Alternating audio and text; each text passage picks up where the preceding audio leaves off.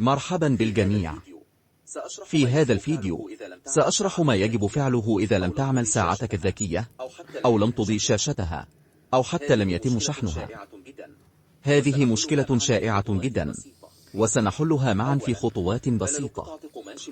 أولا، بلل قطعة قماش ناعمة بقليل من كحول الأيزوبروبيل ونظف مناطق الشحن في الساعة.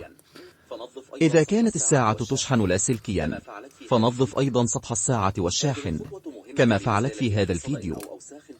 هذه الخطوة مهمة لإزالة أي صدأ أو أوساخ قد تعيق الشحن. إذا كان هناك صدأ على دبابيس الشحن يمكنك استخدام عود أسنان أو دبوس صغير لتنظيفها بعناية لتجنب إتلافها.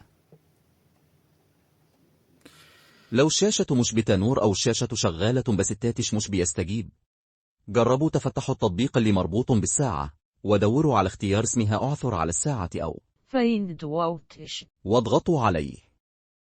الساعة كده تبدأ تشتغل أو تفوق من السبات. تأكد أيضا من تحديث تطبيق ساعتك. بعد ذلك افتح التطبيق وابحث عن تحديث البرنامج أو تحديث البرنامج الثابت أو تحديث هوائي. هذه الخطوة مهمة لإصلاح أي أخطاء قد تمنع ساعتك من العمل بشكل صحيح. وآخر حاجة، جربوا تشحن الساعة من مدخل USB في كمبيوتر بدل الشحن من الكهرباء.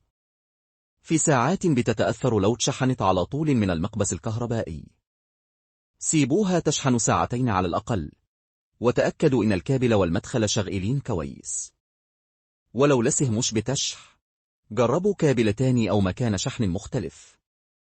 لو الفيديو ده فادكم متنسوش تعملوا اشتراك في القناة وتسيبوا تعليق ولأيك للفيديو.